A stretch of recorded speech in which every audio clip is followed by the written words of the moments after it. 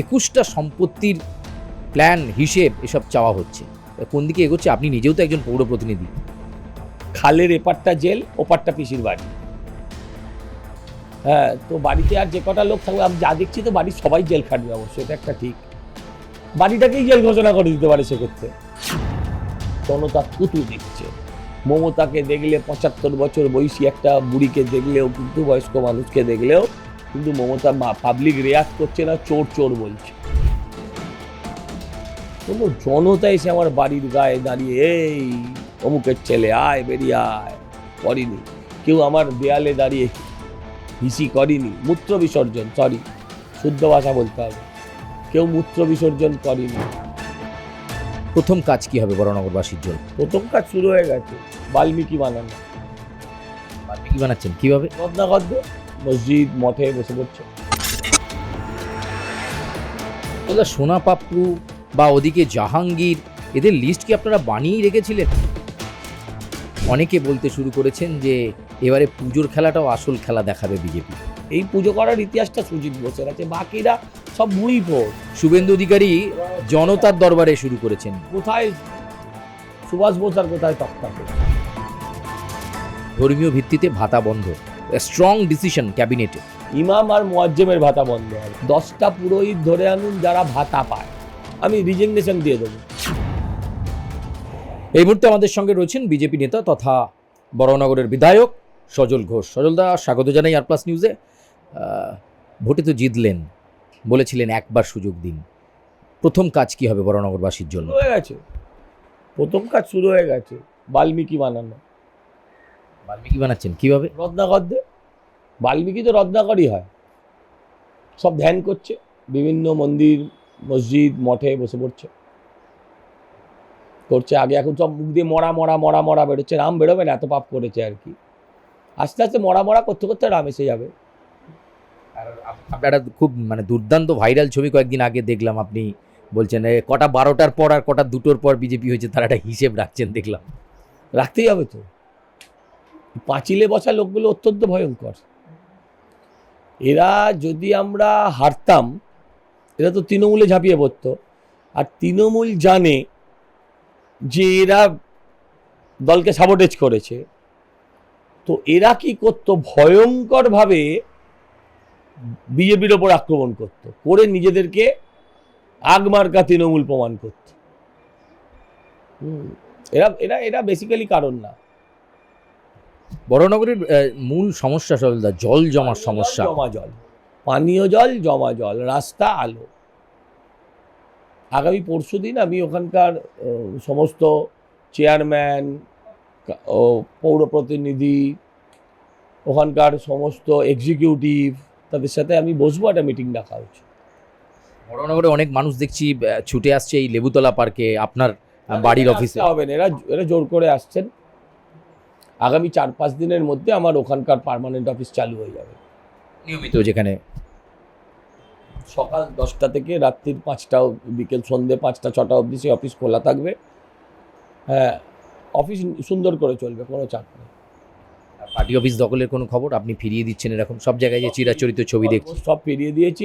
একটা হাসপাতালের ভেতরে ছিল, হ্যাঁ, হাসপাতালের ভেতরেরটা হাসপাতাল কর্তৃপক্ষকে দিয়ে দিয়েছি। এই হচ্ছে ব্যাপার। সজলদা, অভিষেক বন্দ্যোপাধ্যায়, তাকে কলকাতা পুরসভা নোটিশ দিল। 21টা সম্পত্তির প্ল্যান হিসেব এসব চাওয়া হচ্ছে। কোন দিকে এগোচ্ছে? আপনি নিজেও তো একজন পৌর প্রতিনিধি। এখন পিসি একটা জেলকে হোটেল বানিয়েছিল, আবার সেই হোটেলটাকে মনে হচ্ছে জেলে ফিরিয়ে আনতে হবে। সেই হোটেলটাকে আবার জেলে ফিরিয়ে আনতে হবে। ওর সুবিধা হবে, ওখানে থাকলে সুবিধা হবে। ওখান থেকে ডাইরেক্ট পিসি বাড়ির লোকের সাথেও কথা বলতে পারবে, ভাইপো বাড়ির লোকের সাথেও কথা বলতে পারবে। খালের এপারটা জেল, ওপারটা পিসির বাড়ি।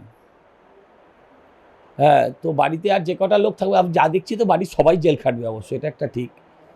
বাড়িটাকেই জেল ঘোষণা করে দিতে পারে সেক্ষেত্রে। বাড়ির লোক বাড়ির ভেতরেই থাকবে, অসুবিধা কোথায়? হ্যাঁ, বাড়ির যা দেখছি লতা পাতা যা আছে সবাই তো দেখছি জেল খাটবে। আইনের হিসেবে সবার জেল খাটা হবে, হোক, বাড়িটাকেই জেলখানা করে দেয়। 4 তারিখের পরে হিসেব হবে, অমিত শাহকে কলকাতায় থাকতে বলবেন। তো অমিত শাহ তো এখন এখন হিসেব করতে হচ্ছে যে বাড়িটা সুলভ শৌচালয় হয়ে গেল কি করে। বাড়ির সামনে লোকে যাচ্ছে, কুকুরের মতন ঠ্যাং তুলে দিচ্ছে। বাড়ির সামনে দিয়ে লোক যেতে পারছে না, নাকে কাপড় চাপা দিয়ে যেতে হচ্ছে। পুরসভার সাফাই কর্মীরা ওর বাড়িটার সামনেটা সাফও করতে চাইছে না, এত ঘৃণা। 21-এ তো আমরা হেরেছিলাম, ওরা 80টা পেয়েছে, আমরা 77টা পেয়েছিলাম। মানুষ আমাদের বাড়ি ভেঙেছিল, মানুষ ভাঙেনি, সিপিএ তৃণমূল আমাদের বাড়ি ভেঙেছিল, আমার দরজা ভেঙেছিল। কোনো জনতা এসে আমার বাড়ির গায়ে দাঁড়িয়ে এই অমুকের ছেলে আয় বেরিয়ে আয় করেনি। কেউ আমার দেয়ালে দাঁড়িয়ে হিসি করেনি, মূত্র বিসর্জন, সরি শুদ্ধ ভাষা বলতে হবে, কেউ মূত্র বিসর্জন করেনি। হ্যাঁ, কেউ আমার দেয়ালের গায়ে থুতু দেয়নি, কেউ আমার গায়ে থুতু দেয়নি। পুলিশ দিয়ে টেনে হিজড়ে মারতে মারতে নিয়ে গেছিল, এটা হতে পারে, কিন্তু কেউ আমার গায়ে থুতু দেয়নি। ওদের গায়ে জনতা থুতু দিচ্ছে। মমতাকে দেখলে, 75 বছর বয়সী একটা বুড়িকে দেখলেও কিন্তু, বয়স্ক মানুষকে দেখলেও কিন্তু মমতা পাবলিক রেয়াত করছে না, চোর চোর বলছে। সোনা পাপ্পু বা ওদিকে জাহাঙ্গীর, এদের লিস্ট কি আপনারা বানিয়েই রেখেছিলেন যে একদম ওরা লিস্ট বানাবে আর আমরা বানাবো না? ওরা লিস্ট বানাবে আর আমরা বানাবো না?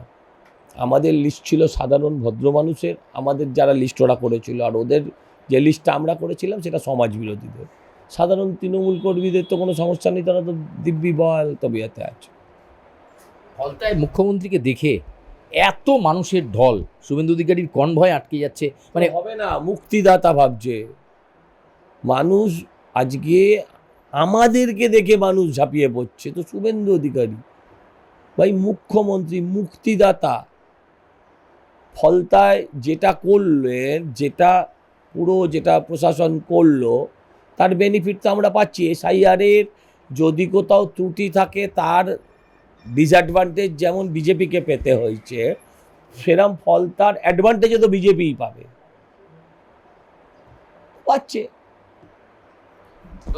এই এই অবস্থায় দাঁড়িয়ে এই মুহূর্তে অনেকে বলতে শুরু করেছেন যে এবারে পুজোর খেলাটাও আসল খেলা দেখাবে বিজেপি। পুজোর আর কি খেলার আছে? শ্রীভূমি, সুরুচি, এত বড় বড় পুজো, আমরা চাই সেই পুজোগুলো বড় হোক, মায়ের পুজো জাঁকজমক করে হোক। দেখুন, এরা বেশিরভাগই নিজেরা পুজো করবে না। অরূপ বিশ্বাস কোনোদিন পুজো করেছে? পুজোর সাথে যুক্ত ছিল? পার্থ চ্যাটার্জি কবে পুজোর সাথে যুক্ত ছিল? আমরা যখন, আমার বয়স 12 বছর 13 বছর, তখন আমরা এই পুজোর ভলেন্টিয়ারি করতাম এত বড় একটা ব্যাগ লাগিয়ে, আর আমাকে পাহারা দিত আমার জ্যাঠা। আরেকটু যখন বড় হলাম 7-8-এ, তখন ওই 8 আনা 1 টাকা করে, তখন সাদা কালো ছবি ছিল, ঠাকুরের ছবি বিক্রি হতো, সেই ছবি বিক্রি করতাম করে ক্লাবের ফান্ড তৈরি করার জন্য। বড়রা আমাদের হাতে ছবি দিতে, এই নে 20টা ছবি দিলাম, তুই এনে টাকা জমা দিবি। আমার নামে লিখে রাখতো 20টা ছবি। দিনের শেষে একটা এগ রোল দিত। পুজো কমিটি এত খাটছে, বাচ্চারা ভলেন্টিয়ারি করছে, একটা করে এগ রোল খাওয়াতো। ওই এগ রোলটার ভেতরে অমৃত খুঁজে পেতাম। সেই দিন থেকে পুজো করতে করতে করতে করতে আজকে পুজোর একজন কর্তা হতে পেরেছি, কর্মকর্তা হতে পেরেছি। এই ইতিহাসটা শুধু সুজিত বোসের আছে, জেলে থাকুক আর যেখানেই থাকুক, এই পুজো করার ইতিহাসটা সুজিত বোসের আছে, বাকিরা সব ভুঁইফোড়। এখানে পুজোর 90 বছর বয়স। এই পুজো কখনো আমার বাবা করেছে, কখনো আমার দাদু করেছে, কখনো আমার দাদুর বাবা করেছে। এটা শুধু আমার পরিবারের নয়, এই এলাকার সবার তাই। কোনো না কোনো পরিবারের লোক এই দেখা যাবে এই পুজোটার সঙ্গে যুক্ত ছিল। পরিবারের কোনো একটা পূর্বপুরুষ 90 বছরে এই পুজোটার সাথে যুক্ত ছিল। এটা আমাদের রক্তের পুজো। শুভেন্দু অধিকারী জনতার দরবারে শুরু করেছেন, সজল ঘোষ কি সেরকম করবেন জনতার দরবারে? কোথায় সুভাষ বোস আর কোথায় তক্তা বোস, এক করা যায় না। কোথায় শুভেন্দু বাবু আর কোথায় আমি রোজই করি দরবার, আপনিও তো সেইখানেই আছেন। ওটাকে দরবার বললে বাজে হবে ব্যাপারটা। মানুষকে মিট করি রোজ।